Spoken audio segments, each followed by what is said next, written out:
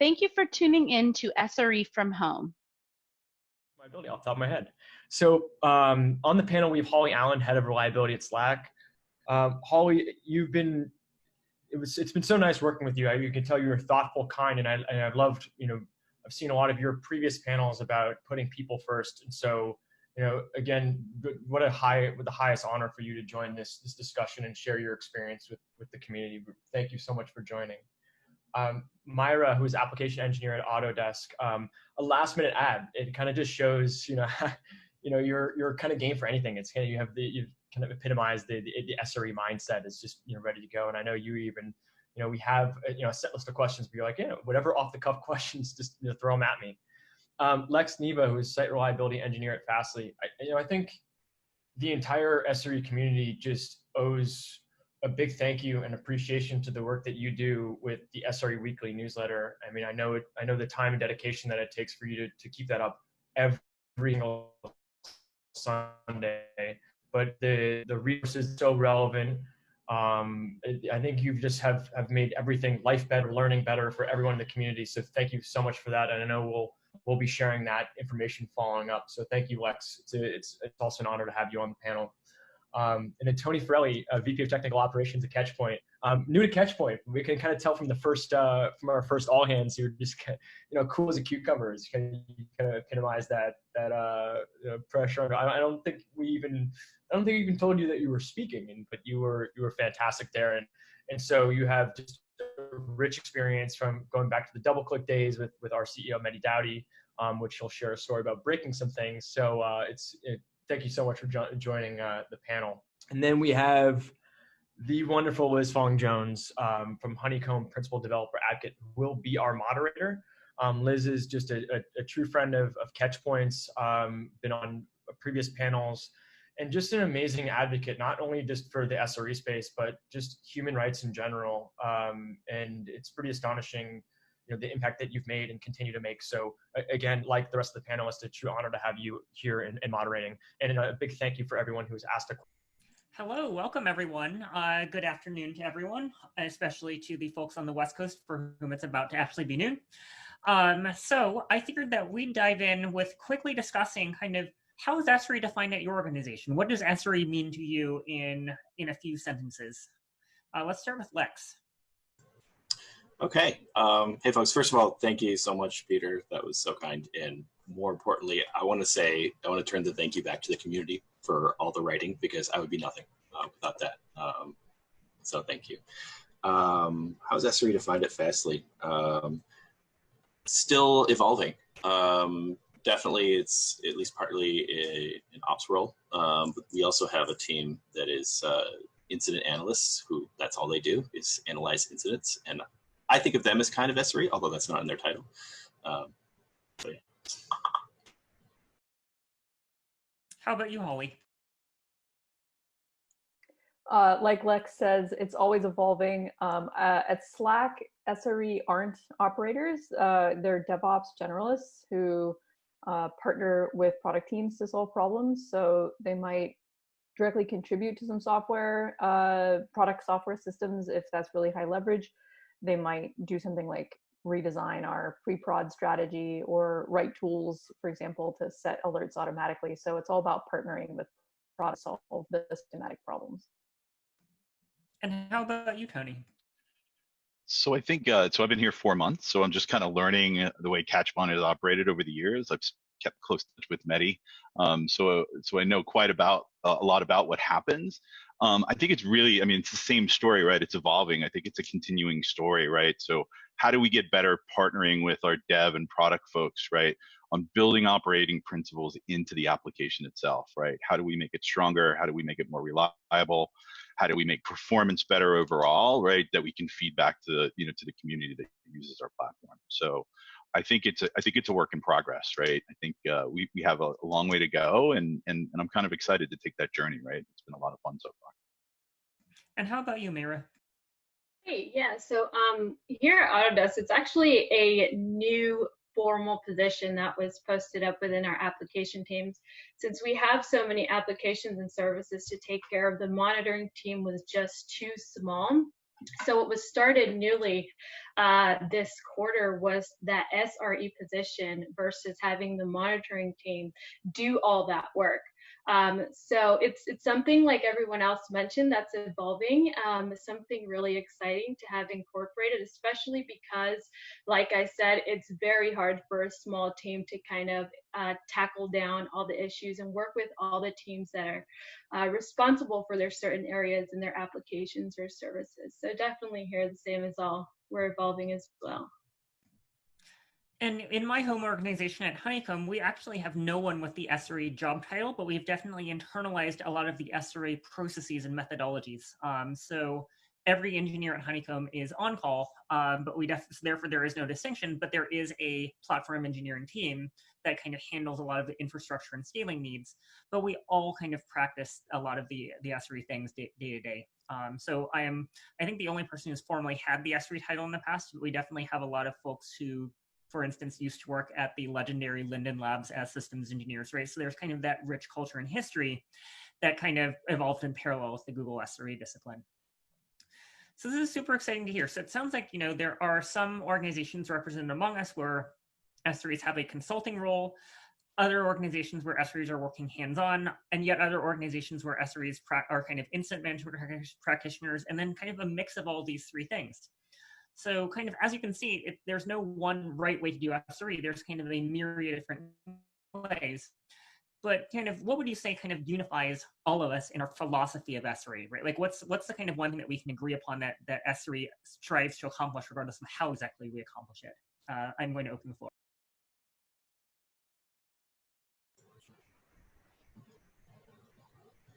I was going to say the user experience, but that's what I have written down in my notes, but I'm going to change my answer to kindness because Amy, Tobey, that was amazing. And you are so right.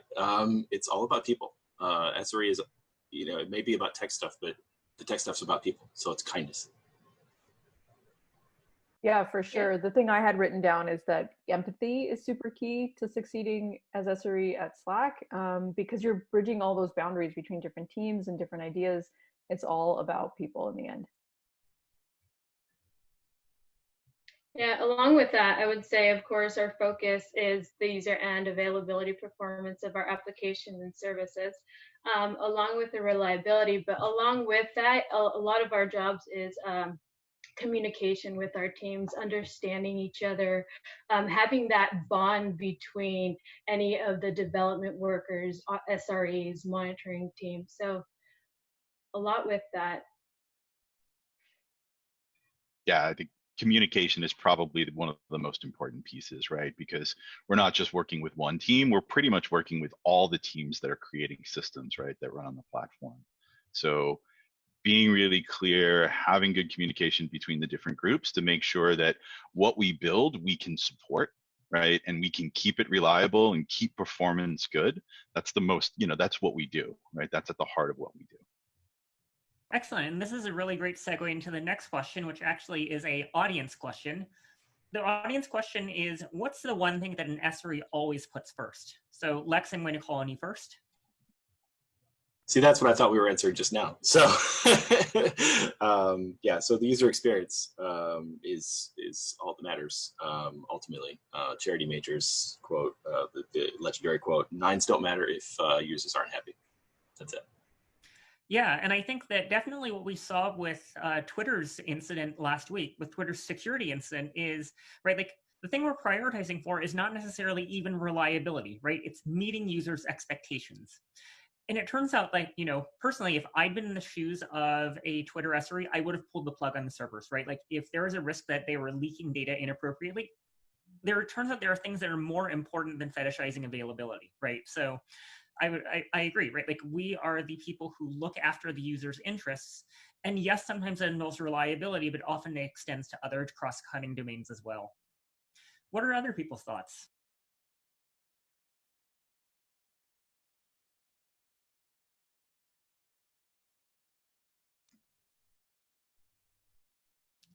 Tony, Mira? Yeah, I mean, we're sort of the guardians of like what the application's doing for our users, right? Like if we're putting something out there, right? We want to make sure that users are happy, right? Now, there's design stuff and everything that goes into that, but like, number one for us is like, it's got to be up, it's got to be reliable, and it's got to do the job that we meant it to do. If it doesn't meet the user expectations, like Lev said, then, it kind of defeats the purpose of what we're doing. So like just meeting that is super important. Yeah, I mean, coverage would be a big part, right? So making sure you have everything covered to be able to identify any user from different regions, so having the coverage everywhere, not setting yourself up for a blind spot would probably be what we'd say we'd probably put first.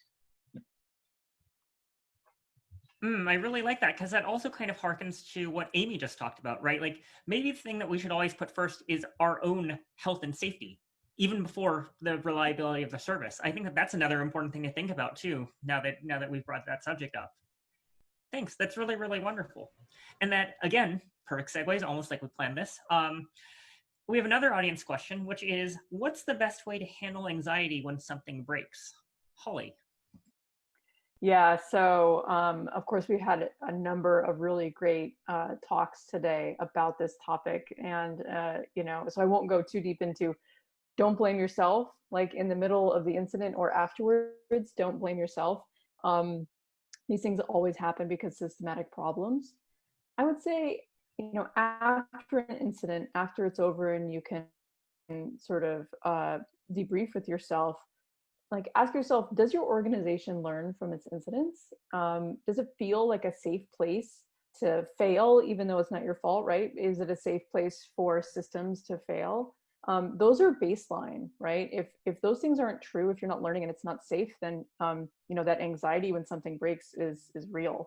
If it's not, if your place of work is safe and the organization does learn, then try to get in touch with how that anxiety feels in your body, because you have to maintain a sense of urgency in an incident, but you have to go slow enough that you're in control of your mental reactions, and your physical reactions are part of that. So there's a wealth of resources already presented by the great speakers in advance, but I think asking those questions about your environment you're working in are important.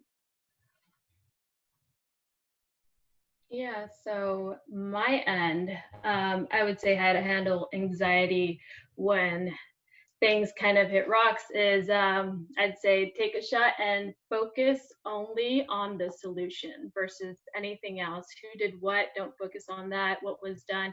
Understand the issue, of course, but just kind of have tunnel vision to the solution. And then after that, of course, things will get fixed and then you can worry about anything else you have to, but just have that primary focus for your solution.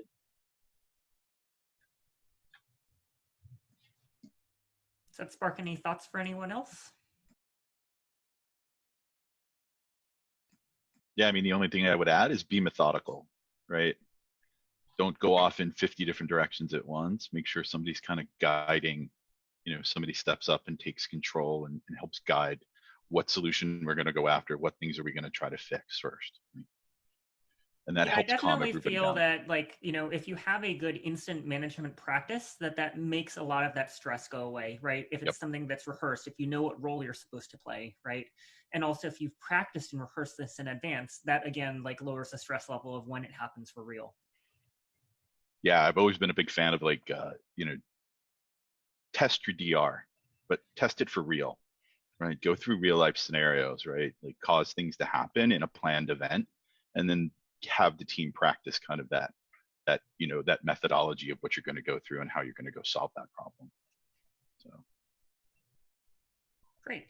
And Lex. And one quick thing, we had talked about blamelessness, and I think it was either Jamie or Amy or both that said this, that we remember, like I often remember to be blameless with other people, but I forget for myself. And I blame myself, even right in the middle of an incident. And we got to remember to extend it to ourselves. Cool, spectacular. These are hopefully good suggestions for people who feel anxiety around incidents. So moving along, let's talk a little bit about how you adopt the SRE model. So the question specifically from an audience member that I think was pretty representative of a lot of these questions was, how do you evolve an organization that's kind of a small, maybe 10 to 30 people, keep the lights on systems administration or operations team? How do you transition that to SRE when the skill set is so different, when the mindset is so different, when the pressures on the organization are so different? What has that kind of transition looked like for you in the past, Tony? Yeah, so I'm actually jealous of the 20 to 30. We have about 14 people on the operations side at Catchpoint, so we're small. And it's been pretty incident operational focused. So it's really about start small, right? Like you don't have to boil the ocean. Don't try to tackle too many problems at the same time. Focus, find something, look at, use your incidents, right? To kind of frame what's a good problem to go after, what's a good scope problem that you know is going to have impact. Start small, understand it's an investment, which means you got to give people time, right? So it's really great if you can seed the team with somebody that has SRE experience, right? That's super great. That doesn't always happen, but finding somebody that's super passionate is also could be good also, right? And then you just got to carve out time for the rest of the team to kind of slowly come up to speed, which means you got to talk about it a lot, right? Build kind of a vision and then build a strategy and a plan on how you're going to get there. And then don't give up, because this is not like a 3-month thing, right? And a lot of people forget if they can't solve it in 2 weeks, then it kind of falls by the wayside. You got to know this is an investment you're going to make over time, and it's not going to take 3 months. It's going to take a year. It's going to take 2 years. It's going to take 3 years. It's going to be ever evolving, like we talked about in the beginning. You're never going to get to that end state, but what you'll do is you'll slowly make things better and better and better and more efficient. What are your thoughts, Lex? So the original question, as written by the person that wrote it in, was compared the traditional keep the lights on operations team versus SRE, and saying that the skill sets are so different. How do we get from one to the other? And I would say they're not that different. So you've got your traditional keep the lights on are going to be laser focused on the user experience, which is pretty important. They're going to have a pretty strong incident response. Lean into those skills. They're going to probably be pretty good hand with shell scripts or Python for all the tooling that they've written. Lean further into that, learn software engineering kinds of skills. So just expand on those. That's where I started at Linden Lab that you mentioned. We weren't SREs there, but I learned those skills there, and I extended that to SRE. Yeah, in my experience, it's not necessarily a problem with people's skills being totally inapplicable. It's that you need that right? Like you also need to invest in people's software writing skills, where you need to invest in people's ability to write automation, right? Which requires people to have time to learn it and also have time to put it into practice. So in general, like that tends to require people to have the time away from doing the break fix ops work in order to hone those skills, right? And to not be distracted. Yeah, I was going to say, carve out that time for people to go and do that. And then, like encourage people, like if there's a task that they do manually that takes them 5 minutes and it's going to take them 4 hours or 5 hours to code it the first time, say, go code it that time, because the thing that takes you 5 minutes, you do 10,000 times in a month, right? Or 1,000 times in a month. Just think about it. It's going to take you 3 hours this time or 4 hours to code it this time, but maybe it takes you an hour next week, right? And maybe it takes you 10 minutes in the future. And just think about that time that you saved from doing those manual steps to go figuring it out. RDP to a box or SSH to a box. Run this, run this, run this, run this. Write a script that does that, right? And even if it takes them longer the first time that they do it, that's okay, right? Like invest that time, because it's going to pay off in the future. Because the only way people learn to code is if they practice, right? Learning Python is practice. Do it, do it, do it, do it, and you'll get better at it over time.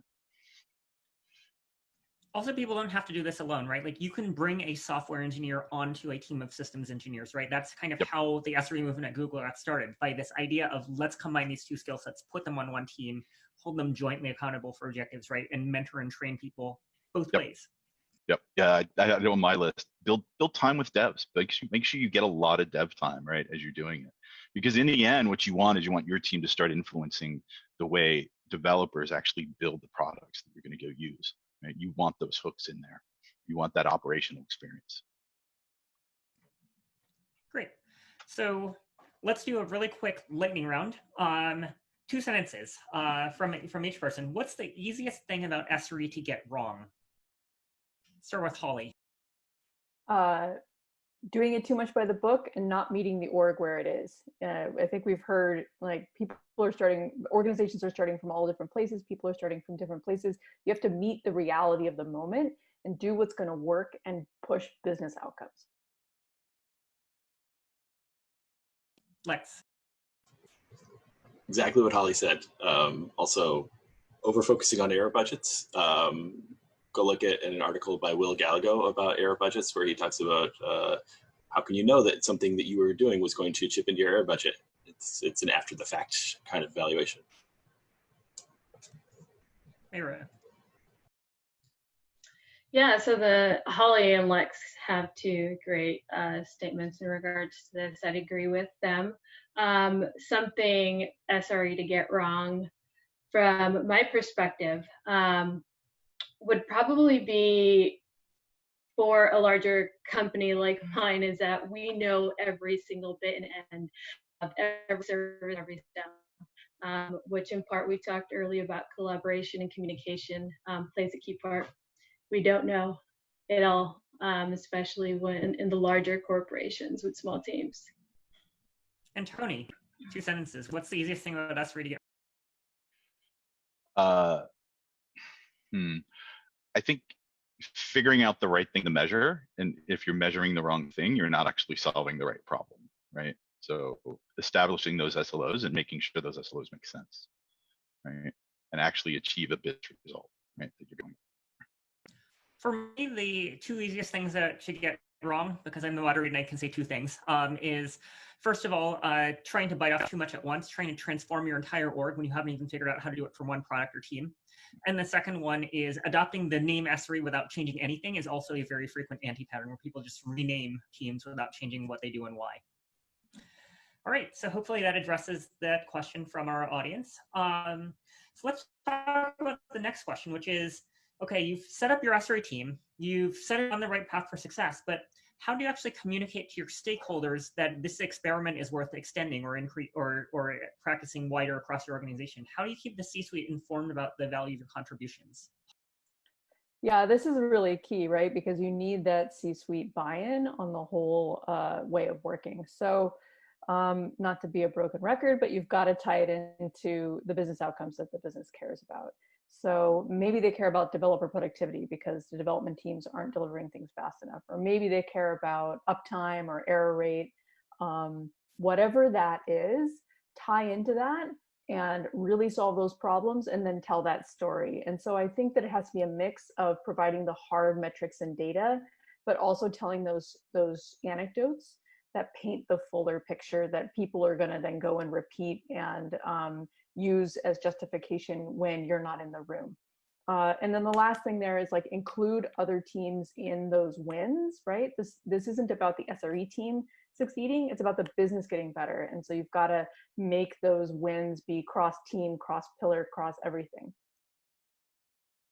I think the other element is talking about not just, where did we fail, right? And where did we succeed, but instead, what failures did we prevent, right? Like the more near misses that you can talk about, the more things that you can say, we improved this and this is why this isn't happening, right? Like I think that that's a huge improvement. Or talking about like, hey, this is how we improve the velocity of this team and its ability to reliably ship features, right? Infinite nines don't matter if you're not actually able to ship code, able to deliver value to users, and therefore you really have to focus on how you're making the developer experience and the customer experience so much better. Are there any other thoughts on this topic from the rest of our panel?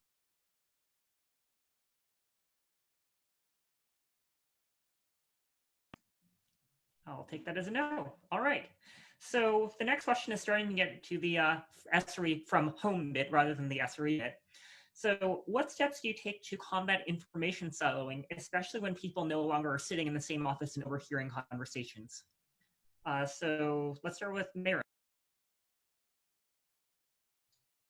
Yeah, so I mean, I guess the first thing you know, you'd probably have to think to yourself is how important is your team to you, right?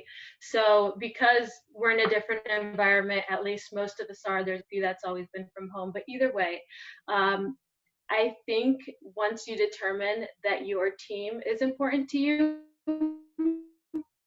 you reach out to them. So having conversation in stand-ups, you know, having an email, whatever works for you guys. A Slack channel DM is something that we do, where we have the team, and I'll ping someone, or someone on my team will ping me and be like, hey, we have this issue, this is how we solved it, you know, and kind of have a group conversation, whatever works the best.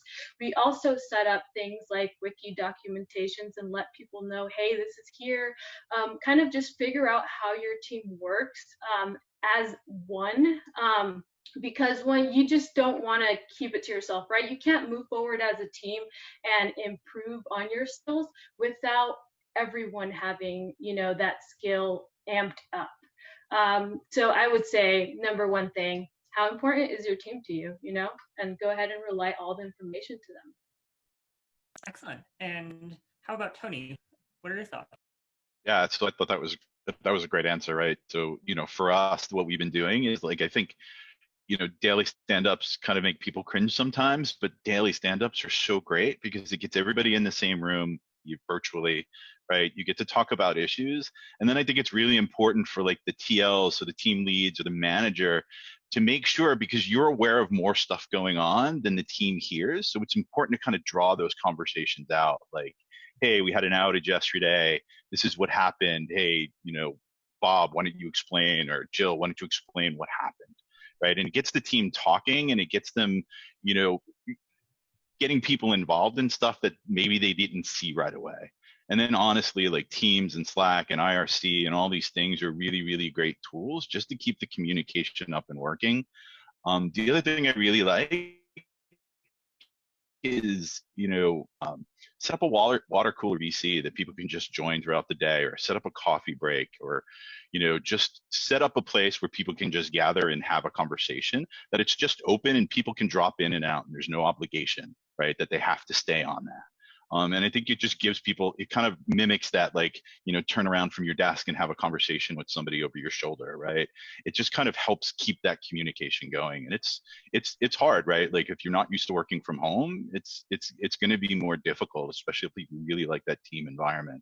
So you kind of have to figure out ways to mimic it. And then as a leader, you kind of have to help encourage those conversations to happen sometimes.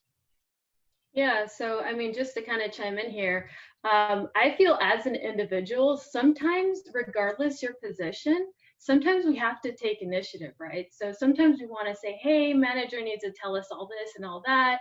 But sometimes, you know, our managers have a lot to do, or maybe the leads have a lot to do. So if something's overheard, I mean, how much of your time is it going to take you to help out your peers, or make sure that everyone's kind of on the same page with things? So sometimes not relying so much on, hey, you know, I don't have to worry about it because my manager will talk to me if it's, you know, really that big a deal. Like, you know, take that initiative, you know, go push and make sure your whole team knows about everything that happened, you know, how the solution was worked. Is, you know, why not? You know, let's not, like, be so dependent, you know, on one individual because they are management. Like, why? One thing that my team has discovered is we're encountering kind of increased fatigue around kind of open water cooler conversations. But the thing that has a lot of momentum on our team is a Slack bot called Donut that will set up random pairings of people and actually, like, prod you to schedule 30 minutes to meet with each other. And that's really, really great for actually facilitating conversations where people can feel like they can actually be candid rather than, oh my goodness, I'm speaking in front of an audience of 10 people. Right. It's great. Yeah, we use that too. And I think all of these ideas are really good, but I think we all, I mean, I'll just say in my experience, we're doing all of those things and it's still really hard, and you have to devote a ton of intention to it. So I don't think that expecting it to be just as good as all working in the same open office, which has its own problems, will be possible. And so you have to put in that effort. All right, excellent. Let's go ahead and move on to the next subject, which I know is near and dear to me, to Holly, and to Mayra, which is what's the biggest challenge in handling the observability tools and infrastructure? And like, why is it our job as SREs to think about observability? So I'll start with Mayra. The hardest job to maintaining observability tools. From my end, it's the management of the tool itself and functionality and any of the personal maintenance from our side. But talking about from the Autodesk and how we experience things is that we have a really small team, over 3,000 active monitors, different services, kind of just keeping up with what's going on, what kind of patterns we seeing, the communication with the application teams, and sometimes even getting their attention, right? So I would say it's kind of everywhere in our point. Everything's kind of difficult, but mostly is the management of the tool itself, because primarily you need to make sure that your tool is healthy, stable, in order to be able to test all these services and applications, functionalities. Yeah, I definitely agree with that, right? Like if your monitoring and observability tools are not trustworthy, then nothing else is, because you have no way of measuring it, right? So Exactly. I think that, yeah, and a lot of the solutions that are out there that are self-managed are very costly in time, even if they're free. Like every single person who runs their own elk stack, you will talk to them and they'll tell you about every time they've torn their hair out doing it. How about you, Holly? What's most challenging about running an observability stack and being responsible for it? Yeah, so at Slack, we're lucky enough to have a dedicated monitoring team. And I'd say that, and they're not in charge of monitoring everybody's stuff. They're in charge of sort of maintaining the tools and making sure they're meeting the needs. And one of the biggest problems we have is getting out of that operator mindset of like the elk stack is working, the third-party tools are working, like our SLOs are fine mentality, and into like, are we solving the real problems that developers have? When we switched a couple years back from having a centralized operations team, how do you teach all these developers how to use these tools well? How do you sort of like balance the fact that they do need to learn some new skills and expertise, but also how do we meet them where they're at and build better tools to make it easier for them? And therefore you make your monitoring team into a software development team, like everything else. I think a product manager can really help here if your company can spare it. And then again, like partner with dev teams and solve those problems shoulder to shoulder, which can be challenging to make time for when you've got that giant elk stack to keep working. But it's got to come back to that, right? But it is very challenging because typically outside of the data, any kind of data warehouse that you've got, it's typically one of the biggest systems in the company. And so running that and just keeping it working isn't enough. You have to also solve the real problems, and that can be hard. Yeah, one of the things that Charity Majors says, my boss says, is that over time, the observability needs of an organization will become roughly 30% of its cloud budget, right? That you need to spend that amount of energy, whether it be of your own engineers or through a vendor solution, in order to have sufficient visibility into what your systems are doing, what your software is doing. So you can either spend it by wasting your engineers' time, or you can spend money, right? And in a lot of cases, this is not work that you have to personally lift yourself, right? This is things where you can rely on shared solutions. But I think the other interesting angle here is like observability-driven development, right? Like test-driven development. Our testers on modern software engineering teams write testing tooling. They don't write your tests for you, right? The same should be true of monitoring and of observability. Oh, I cut you off earlier. You were going to say something. I just loved that, framing it as you're like, don't think about it purely as your cloud budget or your your on-prem budget. Think about it as your developers' time, and that's the most valuable thing you have in a software-driven organization. And so you've really got to then turn around and be able to quantify that. Excellent. So another question about SREing from home.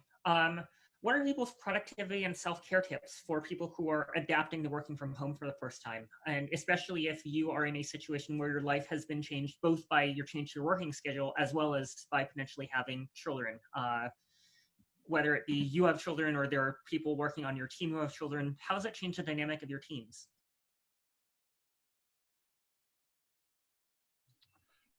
So, I mean, so I don't have children, but I do have lots of folks that have children, right? So I think the advice we got from the previous speaker, I think it was Amy, right? She said, be kind. You got to be kind to yourself, right? You're going to have a different schedule, right? So you kind of have to establish what that schedule is going to be. And don't be afraid to talk to your team about it, talk to your manager about it, right? Like if you need to go take care of the kids for an hour or 2 hours or something in the middle of the day, that has to be okay, right? Like I have dogs, I have 2 dogs, I have 2 huskies. They need lots of walks, right? They have a lot of energy, right? So I carve out time in my day to make sure that I can go do that. And then just adjust my working schedule to it. And if I have problems, then, I talk to my boss, I talk to my team about it, and we figure out how we're going to work around that issue. So the first thing you really have to do is just kind of forgive yourself. It's never going to be perfect. It's just figure out what's going to work from you and see if you can establish something. And then with your partner or your kids or everything, try to lay out some ground rules. Sometimes that works, sometimes that doesn't work, right? Like it's gonna fail sometimes. So it's okay if your kid pops up behind you on a VC, right? Actually, it's really entertaining, and I think people get excited about seeing like my dog jump on my shoulder. They're not here right now. I kind of locked them out of the room for now, but I mean, like that's okay, right? Let that stuff kind of happen. It's life, right? So we're living life right now. So just be really kind to yourself and be flexible, right? Just understand you have to be flexible. Yeah, those of us that, I love that people focus on kind of the idea of the team as the unit of delivery, not the individual, right? Like we can cover for each other, right? We can show each other that compassion. And also, we are not just working from home, we are working from home during a pandemic and during fascism, right? Like that's very, very different. It doesn't just affect the working people, it affects the entire family, down to pets, right? Yep. Like Tony said. Yeah, so from my perspective, I've been working from home. However, like I said, what everyone's going through right now, it didn't just affect me and my work because I've always been working from home. I do have 2 children. And it affected the whole family. So before it was like, okay, they went to school and I was alone. I got me time. I was able to focus, and I never realized how much they ate in a day. Oh my God.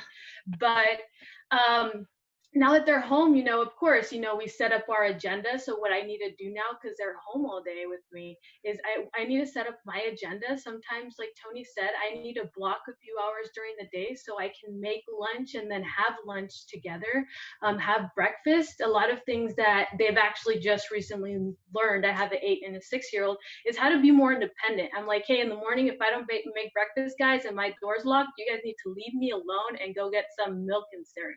And they'll go ahead and do it themselves. I mean, it's all coping to what works out for us as an individual. You want to make sure you get your pauses, your 15-minute breaks, go out for a walk so you don't stress yourself out for work.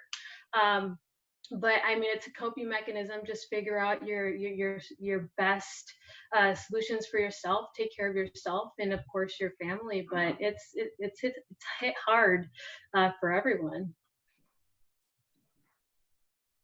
Yeah, and then be careful of the trap of like sitting at your desk all day, right? Like it's really easy to spend 10 hours staring at a screen, right? Time flies.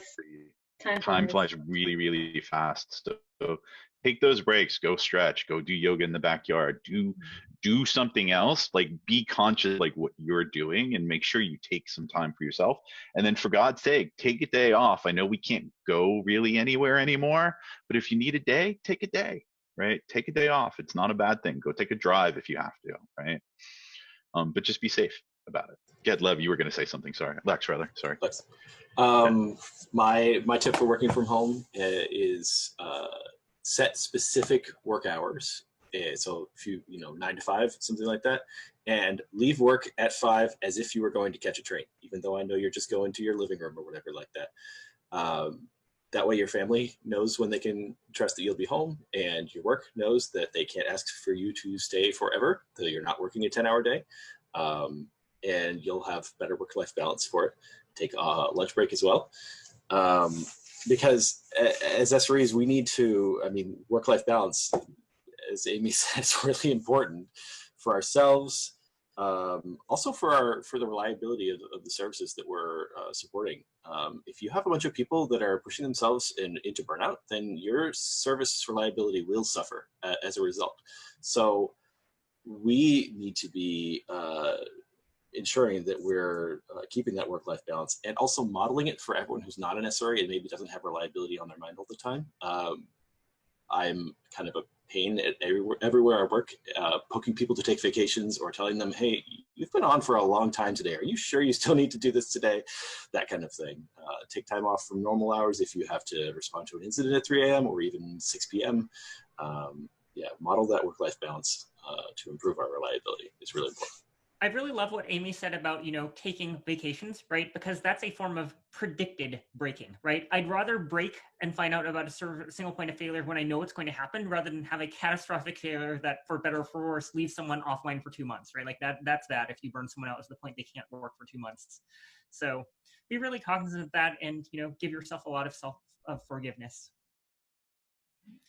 All right, so with the remaining couple of minutes, I don't know whether we're supposed to get back on track with the original schedule, but kind of maybe really quick, what's everyone's we've talked about organizational dynamics, but what about the individual people who are on this call who are looking to get into SRE, right? How can people make that transition into SRE, potentially coming from a software development background, who may be college students? What would you recommend that people look into?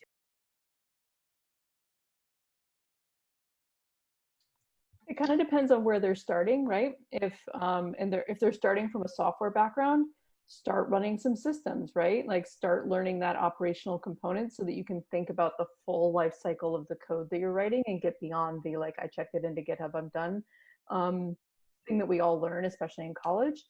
If you're starting from the operational background, do the opposite. Learn how to write software, which has its own flow. It's not just writing scripts. You have to learn the whole life cycle of software development as well. And so balance out when. Along with that, I feel that something a lot of software engineers kind of don't really step too deeply into is monitoring. Monitoring is key to make sure you understand how to successfully monitor. Go out there and look at common issues, how they occur. If you're already working for a company, how was mentioned earlier during our conversation here with this panelist, is go and see what kind of issues have been in the past. Question everything. I question everything, especially when we start. Why did this happen? Why are we doing it this way? Make sure you fully 100% understand, because only when you do, of course, when something breaks, you kind of know how things work and where to start off. You have somewhere to jolt to. But that's something I would say, especially for everybody who's stepping in. Hey, make sure, monitoring. Take a look at all the tools, all the effects that can happen in a system, all the issues that we're seeing or have been encountered in the past, and just always ask why. Why question everything.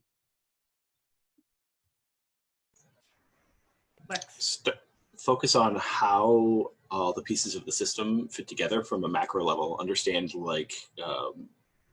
how, and no one's actually going to be able to get the whole system in their mind, but start to see how those pieces fit together and ask yourself reliability questions like, what happens when this fails? How are we going to respond to this? How does the whole system, including the people, work to deal with this kind of problem?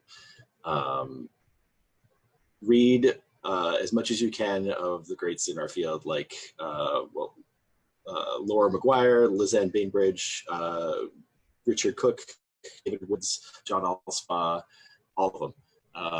You should clarify what you mean by our field, Lex, because I think that those are books that many people who have been sysadmins for a long time or software engineers for a long time may not have read. What is this field to you? Oh, great. Now you've done it. I don't know. Next question. I don't know. SRE, reliability engineering. What does it mean to engineer reliability or even resilience? That's a good question. And I don't know that we have a real answer for that yet, even though I make a newsletter for it. Yeah, we're working it out, but I think a lot of these things are lessons from, right, like Richard Cook writes about human factors, right? Writes about safety systems and human factors, which is something that a lot of SREs don't necessarily have a formal background in, but many more should, I would argue. Yes. Thank you for, yeah, definitely. I definitely think the number one trait about a good SRE is curiosity, right? Trying to understand why does it work, how does it work, in both the human factors as well as the technical factors, right? And I think that that attitude will get you a long way, right? Like you need to find a place where you're empowered to ask questions and then ask lots of questions, right? Perpetually be a learner. That's really a critical trait for SREs that you can cultivate.